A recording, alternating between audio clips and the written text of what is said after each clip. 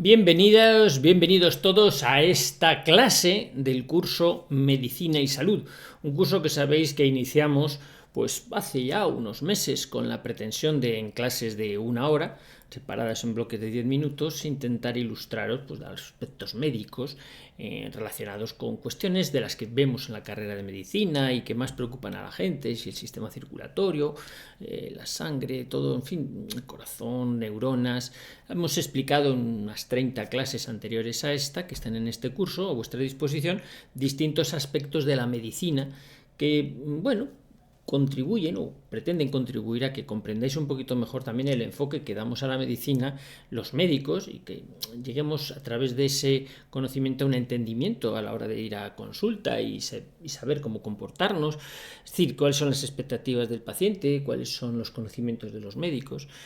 Y esa es una de las finalidades que pretendía el inicio de este curso. Como veis, ha estado interrumpido por periodos en los que, bueno, he estado en las Fuerzas Armadas y a lo mejor no tenía tanta capacidad de posibilidad de divulgar, pero bueno, ahora que hay un paréntesis en esto, digo un paréntesis, no sé si fue un punto aparte o final, tal, la última activación, pero ahora sí me ha dado para reflexionar, bueno, venía reflexionando de lo de tiempo atrás, que ya era momento de hacer una nueva entrega de este curso Medicina y Salud. No sé muy bien cómo titularlo, quizá al final salga, pero son unas reflexiones que creo que van a ser de mucha importancia para mucha gente, porque quizá es una síntesis de por dónde creo yo que van a ir los pasos de lo que va a ser el ejercicio profesional en los próximos, no años, meses. Esto ya está en marcha.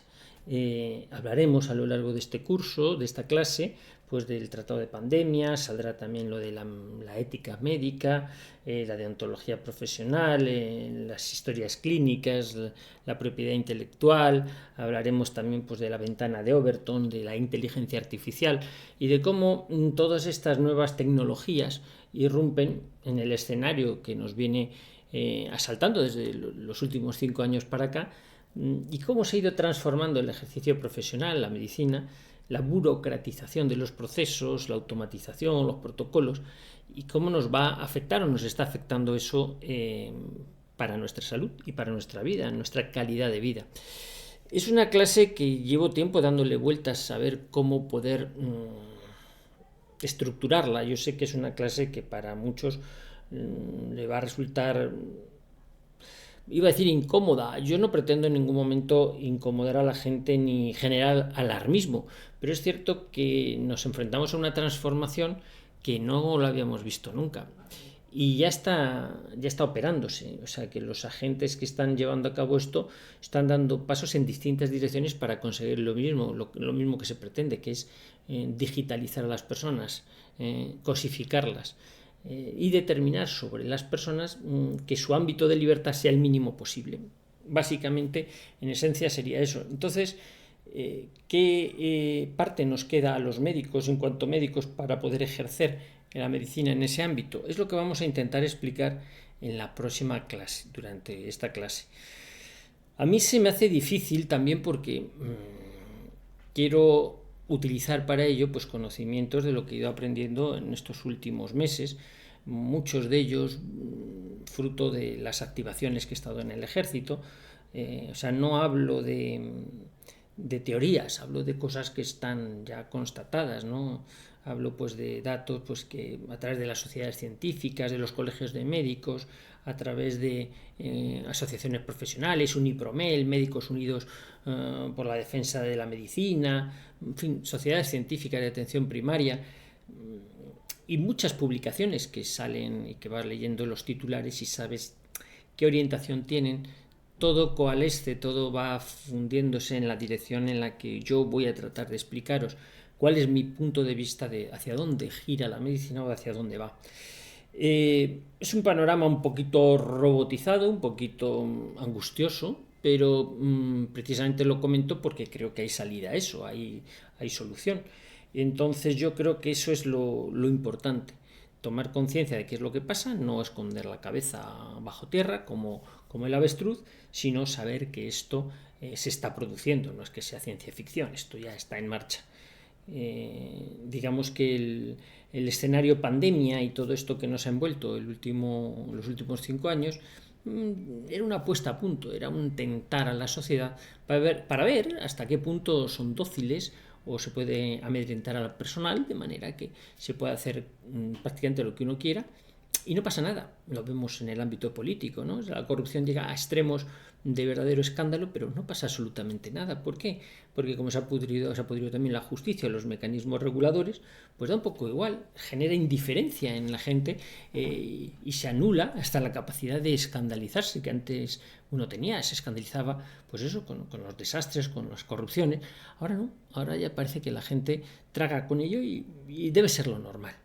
Entonces, yo sé que lo que puedo comentar en esta clase, en fin, puede levantar ampollas. Sé que la inversión que he hecho en los últimos 2 años, 3 años, saliendo en redes sociales, exponiendo cosas, pues podía tener un coste. Un coste, siempre tiene el coste de oportunidad, es decir, el tiempo que dedicas en hacer una cosa no estás dedicando a otra. Pues sí, ha bajado el rendimiento de mi clínica, de la clínica, no ha bajado el rendimiento, este de aquí, que te ha cambiado. En la clínica pues ha bajado el rendimiento, en cuanto a facturación, vale. Claro, cuando uno se activa en el ejército, un profesional, un reservista voluntario que se activa en el ejército y siendo médico pierde dinero. Cada mes que está activado cobra bastante menos de lo que saca cuando no está activado, pero bueno, recibe a cambio pues otra serie de información y otra serie de conocimientos que de otra manera no le llegarían, ¿no? O sea, está haciendo una inversión de tiempo, ¿no? Y lo que tengo que exponer sé que entraña un cierto riesgo personal o para mi entorno, pero que yo creo que es necesario que os lo comente. ¿Por qué? Porque es la deriva que está tomando la medicina. La gente está llevándose la atención hacia lo que dicen los medios de comunicación, guerras por otro lado, y mientras te están metiendo la mano en el bolsillo, te están robando la cartera, te están robando tu libertad, ¿no? Por eso, como sé que hasta ahora yo, lo sabéis, todo lo que he publicado, todo lo que he dicho en redes sociales, en LinkedIn, en YouTube, ahí está, son más de 4.000 horas las que hay de grabación, pues ahí está. Y esto pretende ser no una síntesis, una hora, pero sí una especie de resumen enjundioso de lo que yo creo que puede ser más importante para los próximos meses. Pues esto va muy rápido. ¿Hay que alarmarse? No especialmente. Hay que tomar conciencia de por dónde quieren llevar las cosas y tomar las medidas necesarias para no ir como las ovejas detrás de donde uno le digan que tiene que ir. O sea, rebelarse un poquito frente a esa situación en la que nos quieren cosificar, que nos quieren reducir a una personalidad digital. ¿Eso es posible? Bueno, han movido muy bien los hilos para ello. Entonces, bueno, yo no suelo, sabéis, a ver dónde está aquí, no suelo pedir dineros ni nada de esto, porque esto todo es gratis, pero sí me gustaría que quien desee colaborar con este curso, Medicina y Salud, pues lo haga a esa cuenta que es la que tiene la clínica, para que reflote un poquito, ¿no? como dicen mis hijos, porque esta camiseta pone This That Belong To, ya aparecen todos los niños, que me la regalaron ellos, y aparecen todos los niños aquí. La camiseta que llevo de los niños, ¿no? Bueno, pues a lo largo de esta clase, como digo, yo voy a pretender daros una información de lo que he ido aprendiendo en estos 4 o 5 años. Digamos que el primer año era una especie de salir del shock, de no enterarse muy bien qué es lo que había pasado, porque en la parte médica parecía que había todo un entramado que enseguida se desmorona y dice, pues esto no tiene fundamento, no hay base epidemiológica, ¿qué hay detrás de todo esto? Y poco a poco pues van saliendo los escándalos, que si las mascarillas eran una ficción, pero ni siquiera las mascarillas, son los proveedores o no sé qué. Todo esto está saliendo después en el aspecto de escándalos, vamos a decir, monetarios. Pero, ¿qué me decís del escándalo sanitario? O sea, en cuanto a la repercusión sobre la salud de las personas, pues ya lo hemos ido hablando en otros vídeos, no voy a incidir sobre ello. Pero sí es verdad que estamos ante, como lo he resumido ya muchas veces, ante una nueva forma de enfermar, fruto de los daños que se han provocado por poner pinchazos que no debían haberse puesto, que no tenían ninguna justificación, ni epidemiológica, ni médica, ni científica, ninguna. Era solo crematística y también estratégica. Era para ganar pasta y para meter miedo y para tener muy perjudicada a la población los próximos años, en su gran mayoría. Bueno, como sabéis, esto va a ir estructurado en pildoritas de 10 minutos y vamos a meternos en cuál ha sido, desde mi punto de vista, la génesis de todo este problema al cual nos vamos a enfrentar.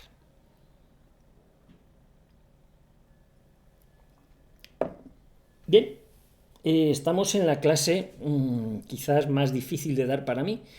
Me la he preparado bastante, porque el fin de semana pasado, hablando con distintas personas, pues estaba yo intentando averiguar cómo trasladar esta información sin generar alarma. ¿Cuál es, si tuviera que decir alguna, la raíz, la génesis de la situación en la que nos encontramos? ¿Por qué hemos llegado a esta situación? Pues yo lo sintetizaría en un concepto: falta de autoridad. ¿Sí? Falta de autoridad. No ha habido autoridad. No ha habido autores, no ha habido gente con autoridad que levantase la voz frente a las tonterías que se estaban y se están y se seguirán diciendo. Este es, desde mi punto de vista, el principal problema. Y esto de la falta de autoridad va de la mano a la confusión. Si quien es autoridad no la ejerce, se genera un caos, un desconcierto. Y entonces se deja a los tontos, a los cantamañanas, a los indocumentados, a los amorales, que tomen las riendas y decidan qué es lo que hay que hacer. Y entonces las consecuencias sobre la sociedad es lo que tenemos. Esto referido a todos los ámbitos. Yo puedo decirlo abiertamente en el ámbito de la medicina, la sanidad, al que me voy a dirigir especialmente, pero al hilo de lo que vaya diciendo, cada cual podrá ver si en su terreno sucede lo mismo. Es que lo digan los jueces, ¿no? Señorías, ¿qué les ha pasado? Les han comido por los pies el terreno. Protesten, ¿no? O los policías, digan lo mismo, ¿no? Si sus jefes correspondientes. ¿Dónde está la autoridad? Brilla por su ausencia, ¿no? ¿Por qué se desmorona la familia? No hay autoridad en las familias. ¿Vale? Los padres, las madres, son coleguillas, si es que son algo, de los niños. O la docencia, los profesores, ¿qué autoridad tienen? Cualquiera, en cualquier terreno puede ir viendo que lo que falta es autoridad. Y la parte médica también. También nuestras instituciones no han hecho uso de su autoridad para callar a los que hablaban sin tener conocimiento. Y esto ha derivado, lógicamente, en que estamos en una situación en la que los propios que deberían ser autoridad se callan y además se acobardan. ¿Y en quién delegan esa autoridad? Delegan en una herramienta que se da en llamar IA, inteligencia artificial. Alguien que no es natural y que piensa por los demás. Se arrogan el pensar por los demás, el pensar qué es lo que hay que hacer, que lo correcto es lo que dicen las máquinas.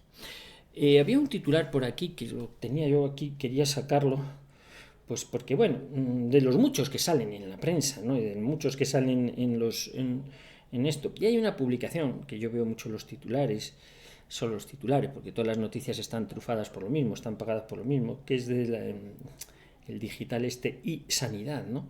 Que es criticable de cabo a rabo todo, de pies a cabeza, ¿no? Y hay un titular que me llamaba la atención, dice: sobra información, falta una IA que priorice. Se cierran las comillas, dice: las sociedades científicas exigen utilidad clínica y evidencia antes de implantar tecnologías. Esto es un titular que aparece aquí en IA, a ver si lo puedo enfocar. Es que soy muy malo para poner cosas, pero bueno. Sobre información, es que no, a ver si lo puedo. Sí. Sobre información, falta una IA que priorice. Las sociedades científicas exigen utilidad clínica. El informe Future Health Index de Philips, bueno, ahí lo podéis leer, está en iSanidad y esa es la foto de grupo. Pues todos son los expertos que aparecen ahí, que dicen, bueno, sobre información, pero falta una IA que la maneje. ¿Qué pasa? Que no hay IN para priorizar la información. Te lo tiene que decir una máquina, lo que tienes que hacer. Sociedades científicas pagadas por los laboratorios para dejar a la IA que tome las riendas de lo que es lo que hay que hacer. Ven, claro, ahora te van a poner delante que cómo va a ser usted más inteligente que lo que diga la IA. Sí, hemos visto cómo ganan al ping-pong en los robots y al ajedrez y a todo. Bien, al hilo de devaluar la inteligencia natural, ponen un robot, una inteligencia artificial, que es la que va a determinar los valores que nos tienen que regir.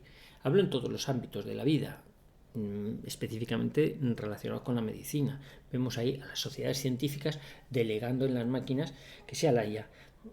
El que sabe de informática, los que saben de robótica, los que saben de programación y de inteligencia artificial, saben que la inteligencia artificial se alimenta con lo que le das y elabora sus razonamientos en función de lo que le das. Si tú le preguntas a la IA pues, de efectos secundarios de las vacunas COVID, te va a decir que no hay ninguno, porque evidentemente no le han suministrado que haya ningún efecto secundario al respecto. Y como eso, tantas otras cosas. O sea, si le preguntas sobre aspectos espirituales, pues no están integrados. Bueno, eso son cosas materiales, eso son cosas de algunas creencias y tal. Y elaborará sus razonamientos al hilo de lo que se le meta. Se elabora razonamientos. Algunos más puristas se me regañarían por haber dicho que la IA elabora razonamientos, no razona, aplica algoritmos. Pero en función de lo que le das. ¿Qué pasa? Que entonces la hipertrofia de la IA viene a significar que si usted se atreve a pensar por su cuenta, es que es usted muy engreído, se cree más listo que las máquinas. Yo puedo decir abiertamente, con todo el orgullo del mundo, con toda la chulería, por ser de Madrid, de Vallecas, que en mi ámbito de la gastroenterología, yo soy mucho mejor que cualquier IA en relevancia, en relación con el diagnóstico, el tratamiento y el manejo de pacientes de aparato digestivo. Con diferencia. Y lo digo con chulería. Y digo, cualquier IA que venga a enfrentar un caso clínico conmigo. Tenemos un paciente que consulte la IA, que consulte conmigo. Luego el paciente puede decir, pues me gusta más lo que dice la IA porque coincide con lo que he visto en Google. Claro, se alimenta por lo mismo. Entonces, pero el criterio, y eso le pasa a cualquiera que sois expertos en un tema y algún día os da por consultar lo que dice la IA al respecto, y dice, bueno, por favor, si esto es de parvulitos, si esto tiene poros y agujeros por todos los lados. Sin embargo, si te metes en un terreno que no es el tuyo, tiene visos de verosimilitud, porque dices, bueno, desde luego parece que maneja las cosas mejor que yo. Claro, tiene muchas herramientas, tiene una potencia grande, pero si realmente eres experto en un tema, no te vas a fiar de lo que diga la IA. A lo mejor por curiosidad ves a ver qué es lo que dice. Y luego ves que dice, está a años luz de la realidad. Está sesgado por aquí, sesgado por allá, pero lo sabes tú que eres experto en el tema. Si no, no te das cuenta. Cualquier otro consultará y le parecerá lo más adecuado, lo más verosímil, lo más comprensible y lo que acepta más fácilmente en su cabeza.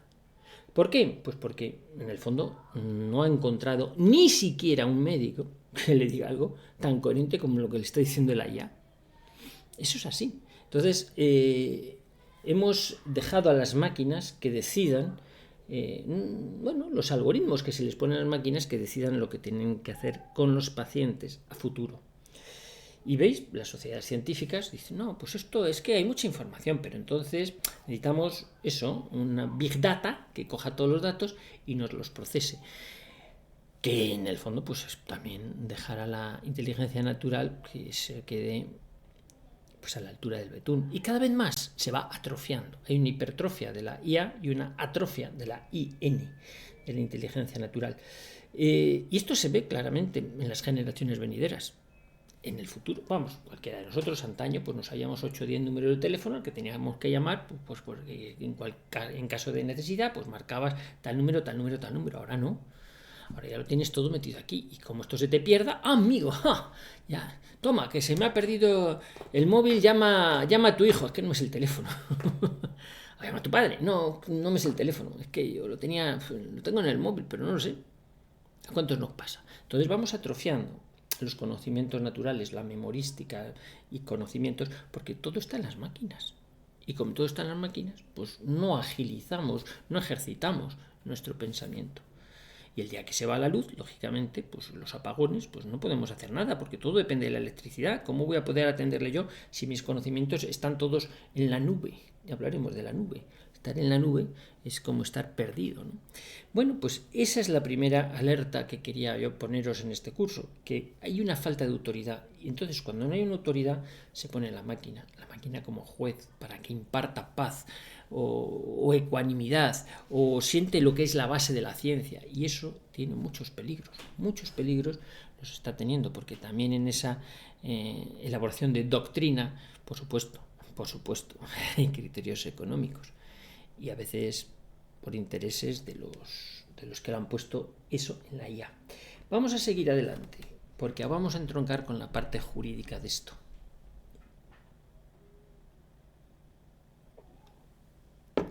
El tercer bloque de esta clase voy a meterme un poquito con lo del tratado de pandemias. ¿Sabéis? Habéis oído hablar eso, ¿no? Que la OMS intenta elaborar, ¿no? que los distintos países firmen el tratado de pandemias. De hecho, está firmado, que si, bueno, por todos los países menos dos que se abstuvieron, China, Estados Unidos, ¿no? Pero que, bueno, parece que no firmar ese tratado de pandemias, pues como que era retrógrado, porque en el fondo todos vamos a estar de acuerdo en lo que diga la OMS. Pues no. Ese es uno de los grandes goles que desde mi punto de vista se ha metido en la sociedad, pensar que hay que estar alineado con la mayoría.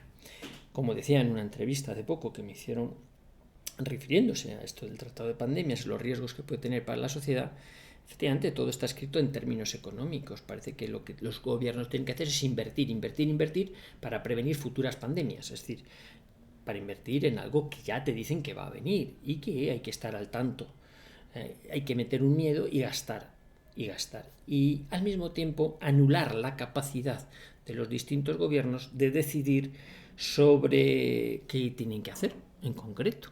No, te lo va a decidir un organismo supranacional para usted y para Irán y para China y para todos los países. Bueno, China no sé si se dejará, pero bueno, para todos los países. ¿Por qué? Porque hay muchos intereses económicos por medio y hay una atrofia de la inteligencia natural, como decíamos, y de la capacidad operativa de los gobiernos nacionales. Vamos hacia un one world. Todo lo que veáis que empieza por one world, one health, one, two, todo lo que empiece por one, mal asunto. Porque si solo hay one es el Banco Central Europeo y el Fondo Monetario Internacional, etcétera, todos son los banqueros, el one, ¿sabéis? Entonces, bueno, pues todo lo que va hacia el uno, hacia la unidad de poder mundial, es quitar soberanía a los países. Y los gobernantes de los países están encantados con eso. No que estén encantados, que les untan para que estén encantados. Entonces, están encantados con que les unten. Entonces además me quitan la responsabilidad, porque como viene de Europa o viene de gobiernos internacionales, pues de organismos internacionales, pues oye, ¿yo qué voy a decir frente a esto? Claro, hay un aspecto, un interlocutor que se gesta, por lo menos en España, con este modelo del Tratado de Pandemias, que es la Agencia Estatal de Salud Pública, que es una entidad que a día de hoy todavía no está aprobada en España, está pendiente de trámites burocráticos, administrativos. Algunos dicen, hombre, pues si fruto de la crisis esta que hay cae este gobierno, pues a lo mejor se queda sin aprobar lo de la Agencia Estatal de Salud Pública. Bueno, pues podría ser un resquicio para que no fuese operativo el Tratado de Pandemias en España, no se llevara a cabo. Sea unanimidad, porque seguramente el gobierno que venga sí que aprobaría por decisión de los que pongan al nuevo gobierno la Agencia Estatal de Salud Pública. Quiero decir que, como veis, me estoy metiendo en asuntos que pueden hacer peligrar la vida del artista. No puedo... voy a quitar esto que ya me está molestando el rotulillo. Esto, quiera aportar, que aporte, pero bueno. Importante que hay muchos intereses en que en España se dé luz verde a la Agencia Estatal de Salud Pública, porque la que será el interlocutor válido de la OMS. Aquí lo que hay que aplicar es lo que dice la OMS.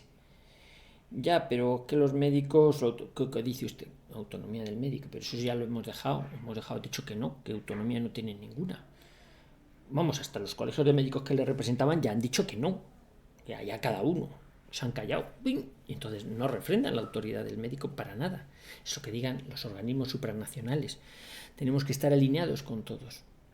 Aunque en el fuero interno de cada uno digo, esto no es una medida sanitaria, ni lógica, ni proporcionada, ni necesaria. Pero es que yo estudié medicina. Bueno, usted estudia medicina, pero los nuevos estudiantes de medicina le estamos adoctrinando para que piensen otra cosa, para que piensen como les dice la IA que tienen que pensar. Esa es la transformación que se va haciendo. Es verdad que, digamos, de la vieja escuela cada vez van quedando menos médicos. ¿Por qué? Porque los nuevos cauces de educación te orientan a los protocolos. Y entonces parece que hemos hecho encuestas entre los estudiantes de medicina, de distintas universidades también, de las que se están formando para el ejército, y claro, de alguna manera en las preguntas iban mezclado pues el carácter de averiguar si había qué les parecía la adhesión al tratado de pandemias y a organismos internacionales. Y bueno, claro, evidentemente todos por supuesto que sí. ¿Cómo voy a disentir? O sea, no ponían mucha objeción, porque si ya viene pensado de fuera, pues será que sí. Lo cual te hace ver que efectivamente hay una atrofia de la inteligencia natural. O sea, te vas a creer que es bueno todo lo que te venga de fuera. Es más, si te atreves a pensar que lo que venga de fuera puede ser malo, eres muy conspiranoico, ¿eh? Eres un inadaptado, eres un antisocial, porque todo el mundo debe mirar hacia allá, en aquella dirección. Y si no, si pretendes desmarcarte, es un agente por lo menos problemático para la convivencia. Y eso es lo que se está enseñando a las nuevas generaciones. Esos son los médicos que os vais a encontrar a futuro. Gente que la veréis cada vez más robotizada, que estarán mirando el ordenador, pulsando una tecla y es lo que dice el protocolo es este, de aquí no me salgo, ¿no? De hecho, como sabéis, pues la Agencia Estatal de Salud Pública anula o está por encima de organismos como el Consejo Interterritorial o como pues sí, las consejerías de sanidad, ¿no? Por algo se llama agencia estatal que abarca a todos, supervisa a todos, entonces ya ni siquiera las autonomías pueden hacer lo que querían, ya dejan de ser reinos de taifas, ¿no? En caso de declaración de pandemia. Pero es que la declaración de pandemia la va a hacer porque diga, pues pandemia es que me ha picado un mosquito, me ha picado un mosquito y entonces a lo mejor este mosquito traía el chikungunya y no sé qué y puede ser que pandemia, medios de comunicación, pongan por todos lados pandemia, actívese pandemia y claro, pueden salir algún médico de la antigua escuela y no, pandemia, porque calla, ese que se calle. Vamos, no le des ni voz, no hace falta callarle, que no se le va a oír, que por más que diga que no hay motivo para la pandemia, que no hay ninguna razón, no se le va a oír.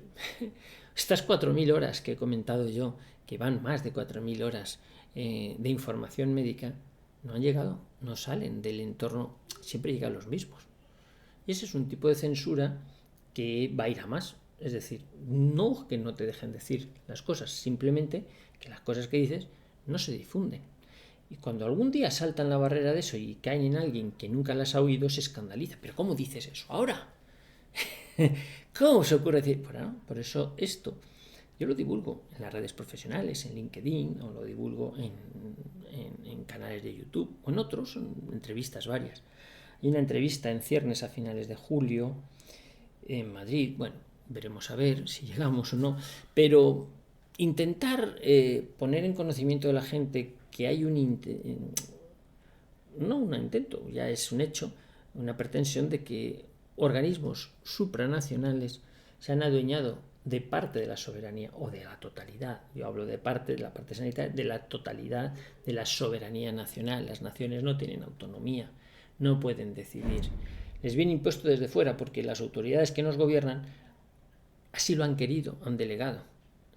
Y por eso tenemos pues eso, las zonas de bajas emisiones, que es que vienen de Europa nos lo impone y entonces el gobernante local a una ciudad de 50.000 habitantes pretende ponerles zonas de bajas emisiones porque lo dice Europa. Pues aquí no rige, si aquí sopla el aire y aquí no tenemos problemas de contaminación. Es igual, como viene de Europa, dos inclinaciones de cabeza y al mismo tiempo pongo el cazo para que me den la subvención. Pues yo tengo que presionar a los ciudadanos con una medida absurda, excusándome en que viene de Europa. Y lo mismo en tema de salud. En tema de salud marcarán desde fuera qué es lo que hay que hacer. Y las autoridades locales, que ya estaban venidas a menos, que este ha sido el experimento de estos 5 años, ha sido para comprobar que las autoridades locales y las autoridades científicas se van a callar cuando esto llegue. Ese es la puesta a punto que se ha hecho hasta ahora, ¿no? Por eso se emplean algunos términos engañosos que están saliendo más en la prensa, de los que voy a hablar ahora a continuación en el siguiente apartado.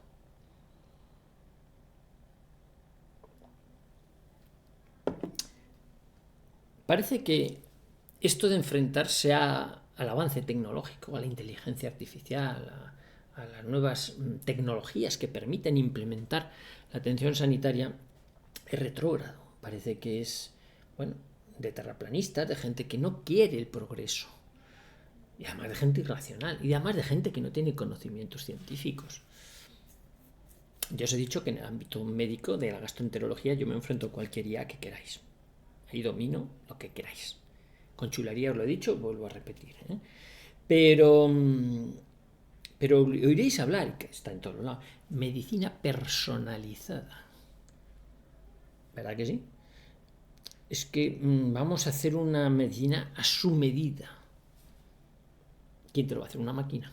Una máquina te va a hacer una medicina a tu medida. Hombre, un ser humano, en la parte más esencial, se trata con otro ser humano. Pero daros cuenta que la robotización pretende abarcar incluso aspectos espirituales.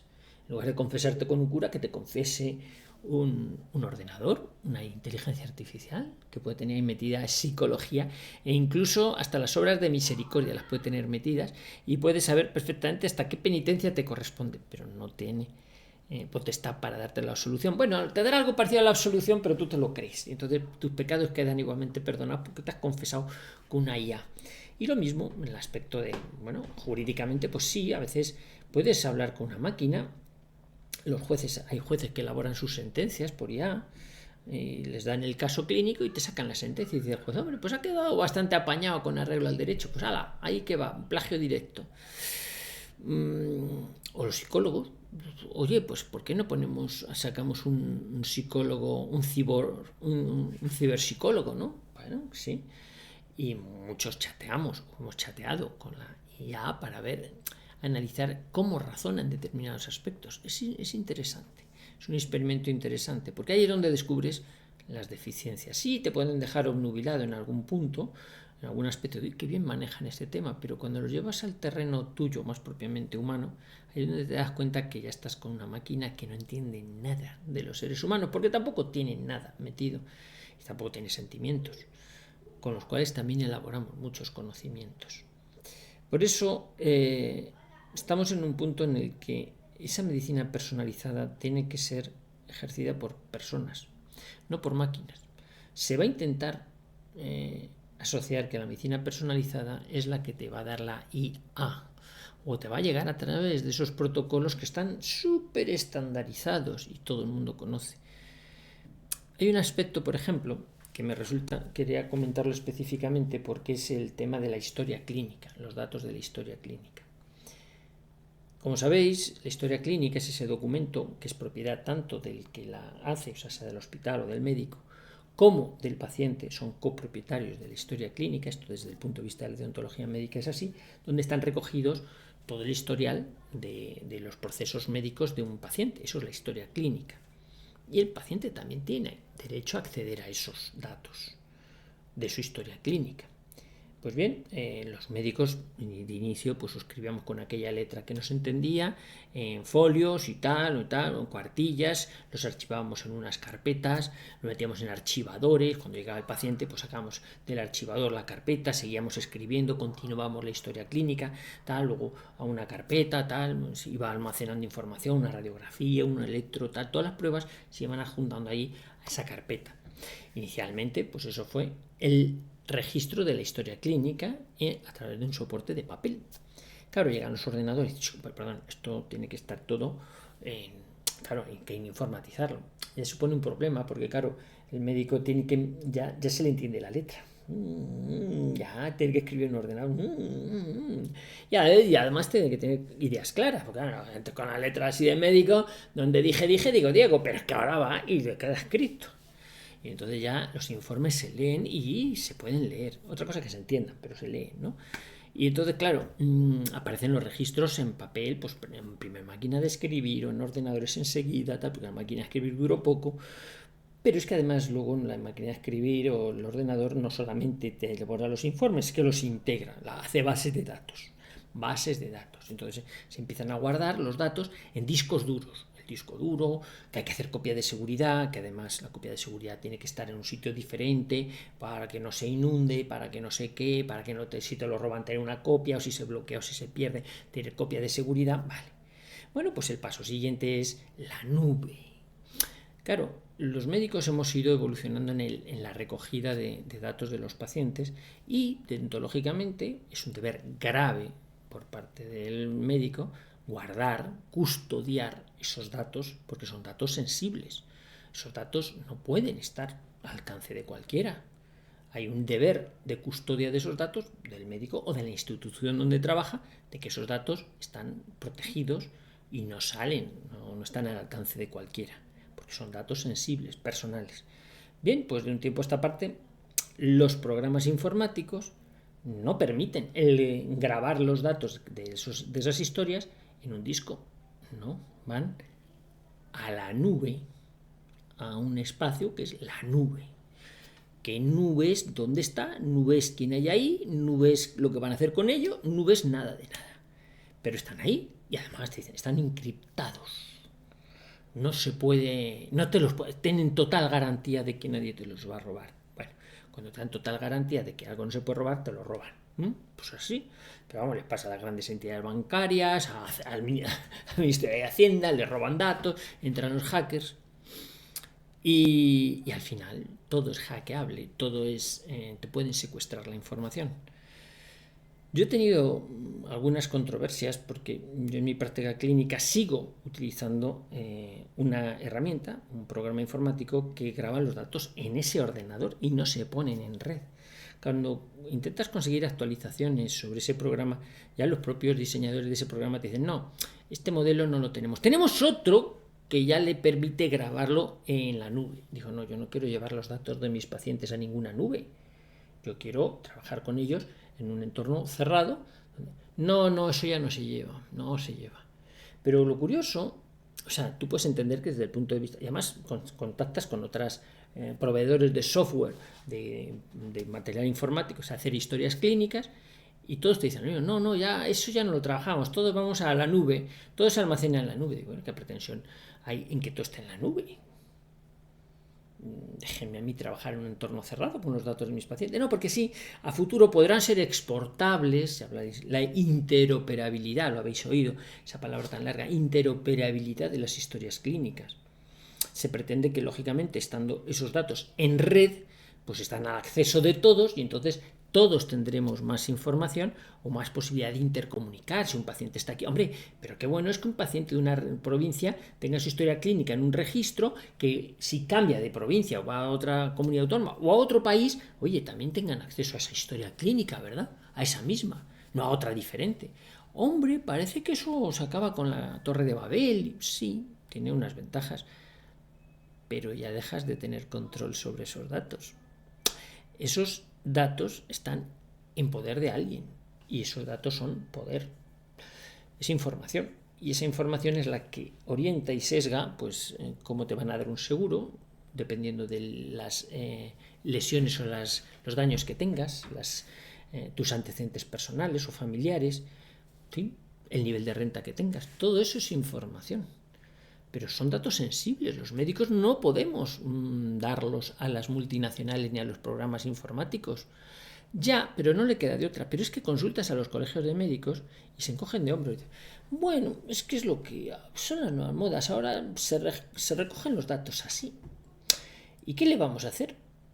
Pues hombre, protestar y decir, no podemos vender a los pacientes dándole los datos a las compañías aseguradoras.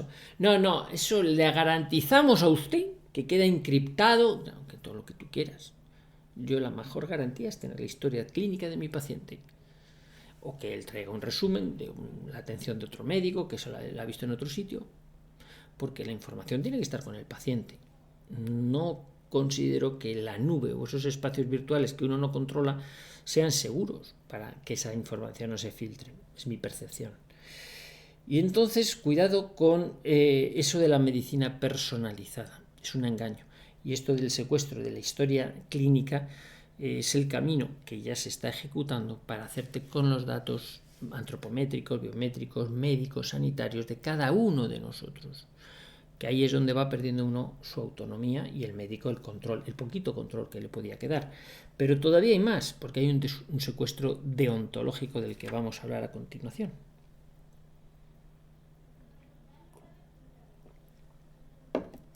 Bien, lo que hemos hablado hasta aquí pone de manifiesto que efectivamente hay un intento de despersonalizar el trato en la relación entre el médico y el paciente.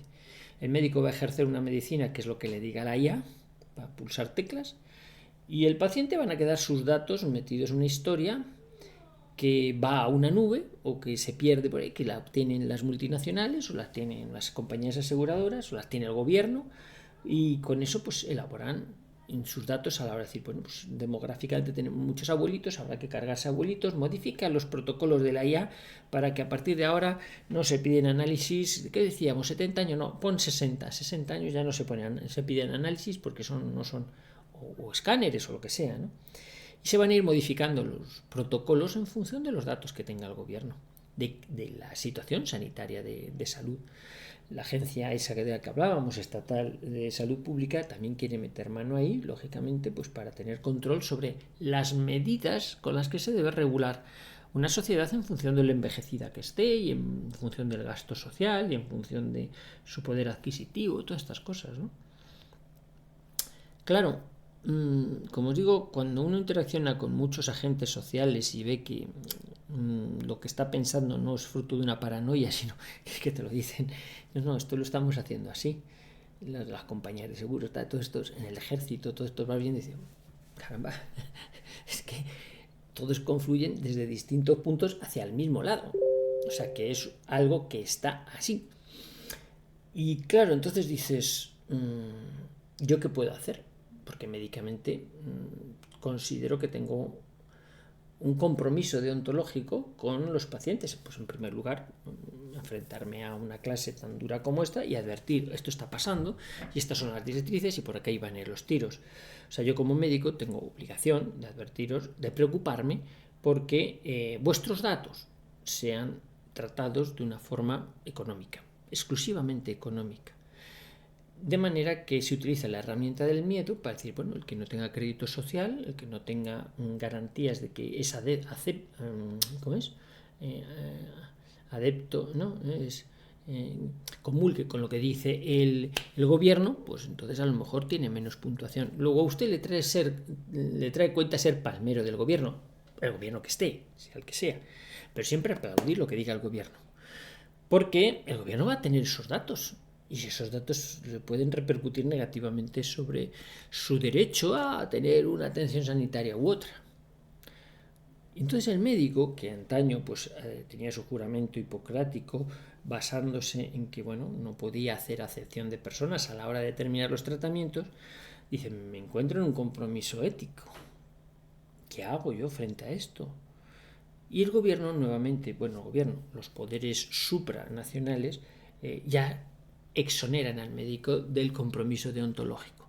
¿Se acuerdan ustedes? No hacer, en primer lugar no hacer daño, todas estas cosas que siempre nos enseñaban la deontología médica, lo que decía pues, mucho el juramento hipocrático. No, todo eso ya forma parte del pasado. ¿Por qué? Porque también desde hace más de un año publicado en el Boletín Oficial del Estado, pues el 1 de mayo del año pasado, se aparece registrado que el Código de Deontología Médica, os lo he dicho en varias ocasiones, no depende ya de los colegios de médicos, sino de la Comisión Nacional del Mercado de la Competencia. Claro, esto quiere decir que necesita la aprobación para que sea un código válido, tiene que tener la aprobación de una Comisión Nacional del Mercado de la Competencia y de Valores, que bueno, son organismos que dependen de Presidencia de Gobierno. Quiere decir que lo ético es lo que el gobierno determine que es ético. Y si lo ético es cargarse a la gente, pues habrá que cargarse a la gente. Si lo ético es vacunar, pues habrá que vacunar. Si lo ético es dejar de vacunar o de poner medicación, pues... Pero lo deciden poderes que no son médicos, son económicos. Ahí hay una pérdida ya total y absoluta por parte de la autoridad del médico. Los médicos sí hemos perdido capacidad operativa y nos queda solamente en el ámbito de lo personal, en lo que nos dejen ejercer personalmente a cada uno. Ese ámbito que todavía de forma tímida los colegios de médicos sí que refrendan que el médico es autónomo en sus decisiones y por eso, bueno, pues toma las decisiones que toma y es responsable de ellas. Claro, la responsabilidad ahora viene de la mano de decir, bueno, es que ahora lo deontológico no es hacer esto por esta persona, usted está gastando más recursos de lo que es deontológicamente aceptable. Bueno, hay un criterio médico y un criterio económico. Y bueno, eso va a entrar, está entrando, ya ha entrado en choque, en litigio, ¿no? Y aquí es donde estamos intentando defender lo que a los pacientes les corresponde y sin embargo vemos que no. No es fácil, no es fácil, no es fácil. ¿Por qué? Pues porque tenemos un impedimento por parte de las leyes, de los políticos y una falta de ayuda o de posicionamiento por parte de nuestras instituciones que nos representan, de los colegios profesionales. Con lo cual, podéis imaginaros que esa situación es compleja. Pero si uno tiene una convicción, y esto es lo que yo quería deciros, de que el médico tiene compromiso con la salud del paciente, tiene obligación de decirlo. Dice, señor, esto está pasando. Sus datos están siendo incorporados a bases de datos simplemente con el objeto de saber cuán rentable es usted. Y si no es rentable, pues ya buscaremos la manera de que pase algo. Porque el sistema no le va a estar usted manteniendo. Y este pase algo viene muy relacionado con un aspecto. Digamos que aquellas personas que recibieron alguna vacuna COVID, a lo mejor les aparece un punto negro por ahí en su historial médico. Simplemente porque se pusieron alguna y saben que a lo mejor quien tiene ese estigma dentro de su cuerpo pues tiene un riesgo asociado que a lo mejor ignora, pero que la sociedad en su conjunto desde el punto de vista económico pues tiene obligación de señalar como oneroso, como bueno, más gravoso para la sociedad. Yo no puedo entrar, no puedo profundizar más, simplemente lo dejo apuntado, pero igual que puede ser oneroso si eres diabético o si tienes hemofilia o si tienes algo que te predisponga, que tengas un factor de riesgo de enfermar o de morir, algo por encima de lo que tiene la población general, entendiendo por población general la población sana, ¿no? Pero es que cada vez hay menos gente sana, entonces cuanto más dañado está el organismo, menos interesante eres para el gobierno, salvo que tengas patrimonio. Patrimonio quiere decir que si tú, por ejemplo, pues eres una persona que eres dependiente total, pues tetrapléjico, en una silla de ruedas, pero por fortuna tienes patrimonio para tener 3, 4, 5 turnos de personas que te atienden las 24 horas del día, bueno, pues porque tienes capital para ello. Claro, esa persona no es, vamos a decirlo así, eutanasiable desde el punto de vista social porque está generando 3, 4, 5 puestos de trabajo. Pero si no tienes capacidad de generar esos puestos de trabajo, eres una persona onerosa para la sociedad. Y ahí es donde actúa que éticamente lo más correcto es quitarla del medio.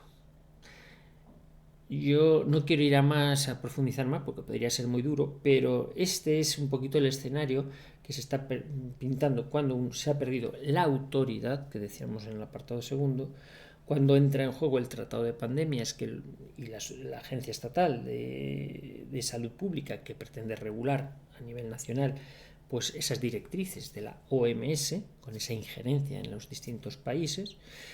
Cuando se te habla de medicina personalizada, entendiendo pues, si usted es rentable o no es rentable, eso es lo más personalizado que se va a dirimir, que además lo va a hacer una IA, una inteligencia artificial, con criterios meramente económicos, porque no entiende nada de espiritualidad. Y cuando además pues, hay un secuestro de la información del paciente, porque ya no depende del médico, ahora queda expuesta a la nube y además un secuestro de la deontología. Estos son globalmente los ingredientes del pupurri de la nueva medicina que se está instalando. y que los nuevos médicos están siendo adoctrinados en este tipo de medicina. No por maldad, sino porque es que se lo vierten así y entonces se encuentran con no, es que no han aprendido otra medicina, se aprenden esa, la que les enseñan pensando que es la de siempre. No han percibido el cambiazo. Podemos percibir el cambiazo en los que nos habían educado de otra manera y ya nos dicen, no, que esto va a cambiar así. Pero yo conocía otra manera de hacer las cosas. Ya, pero eso en el one world, pues ya sabes, el one, nos va a llevar todos a hacer lo mismo, como robots, el one, como mi primo one. Bueno, como decía... Bueno, vamos al sexto y último apartado, que son las soluciones. Esto no se queda solo en lo negativo, ni mucho menos. Es una clase que tiene enjundia positiva. Soluciones. Soluciones a este panorama que yo os he dicho de principio en esta clase que no quería dar unas pinceladas dramáticas, es pintar la realidad de lo que se viene viendo, pero creo que hay soluciones. Los médicos, sobre todo los gastroenterólogos, cuando hablamos de soluciones, se nos viene a la cabeza soluciones evacuantes. La solución evacuante es la que te dan cuando te vas a hacer una colonoscopia para echar toda la mierda que llevas dentro, que vaya el colon bien limpio, el intestino bien limpio. Pues tenemos soluciones evacuantes. Hombre, si en el aspecto social pudiéramos barrer toda la mierda que hay por ahí en el gobierno y en la política, pues sería una solución, ¿verdad? Solución evacuante. Que a lo mejor también va por ahí, pero eso será otra historia que será contada en otra ocasión. Ahora vamos a la parte solamente médica y asistencial. Punto 1. Si nuestro enemigo es la IA, tendrás que ser mejor que la IA. O sea, tendrás que ser muy bueno, mejor que la IA. Y estar orgulloso de ser mejor que la IA en tu terreno.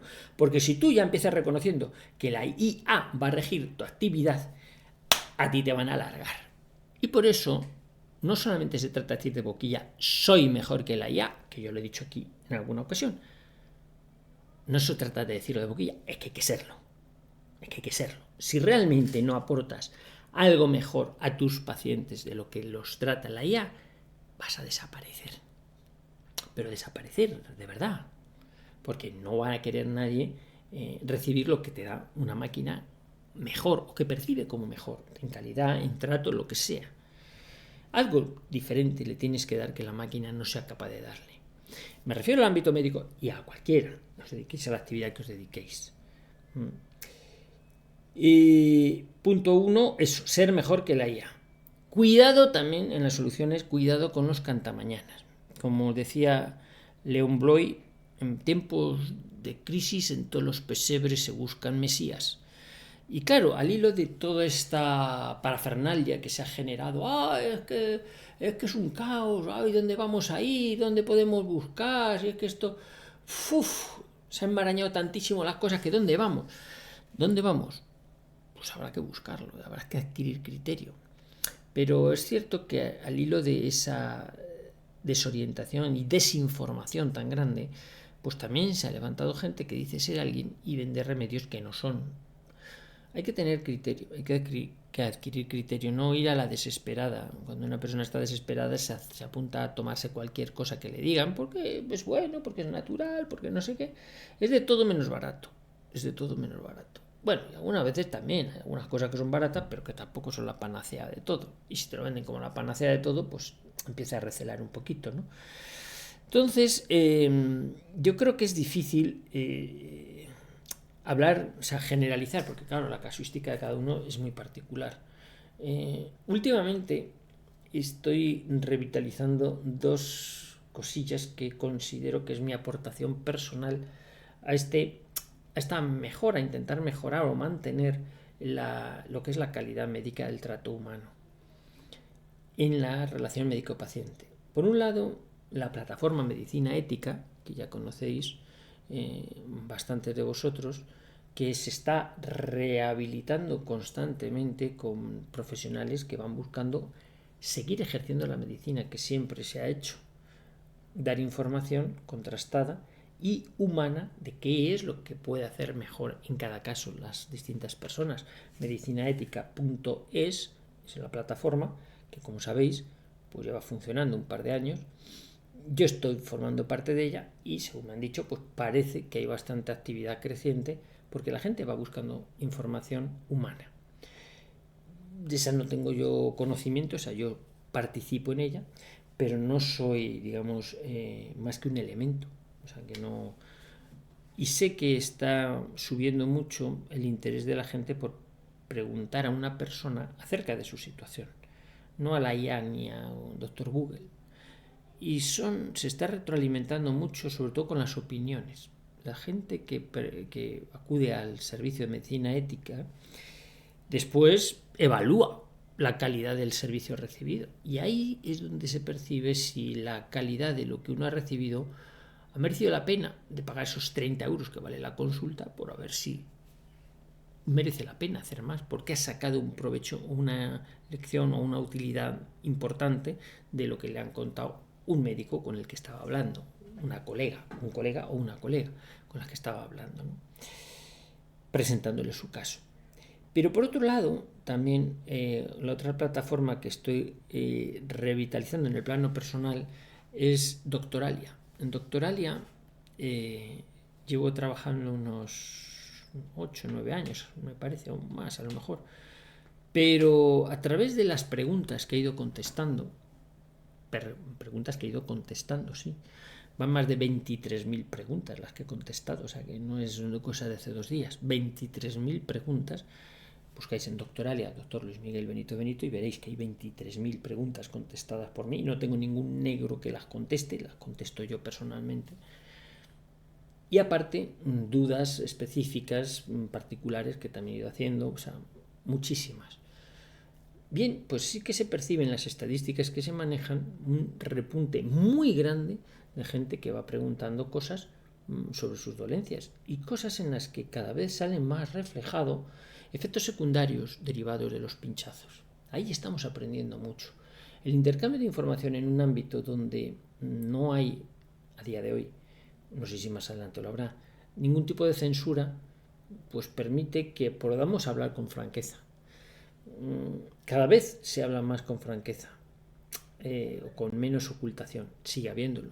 Ya digo, en todos los foros de los médicos cuando nos reunimos, pues eso, en los pasillos y entre las sesiones, pues todo el mundo sabe que la salud de la gente globalmente no está mejor que hace 5 años, derivado de los pinchazos que se han puesto, eso está clarísimo.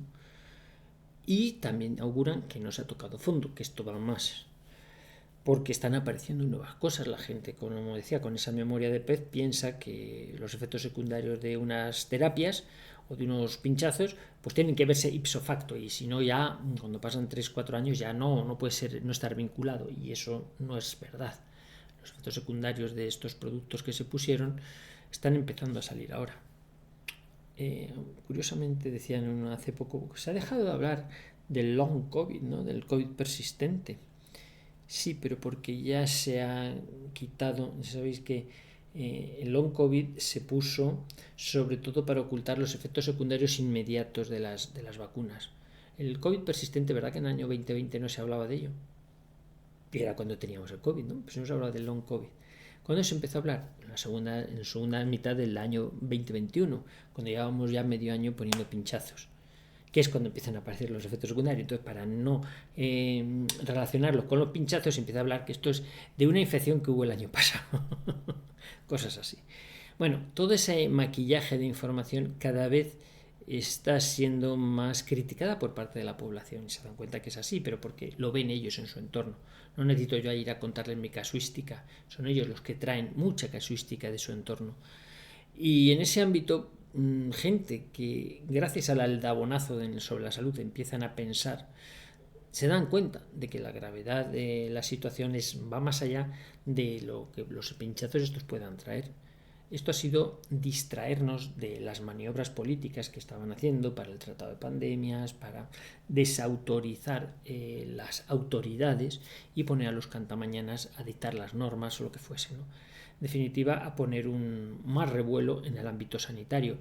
La salud, que no deja de ser una de las preocupaciones fundamentales de la gente, pues el materialismo que está en medio de la sociedad, y que lo importante es el bodybuilding, el crear el cuerpo y tal, y olvidarse del espíritu. Bueno, y si no creamos, ya digo, como decíamos, un robot psicólogo, que también los hay, para charlar con él sin que se canse de oírnos, ¿no?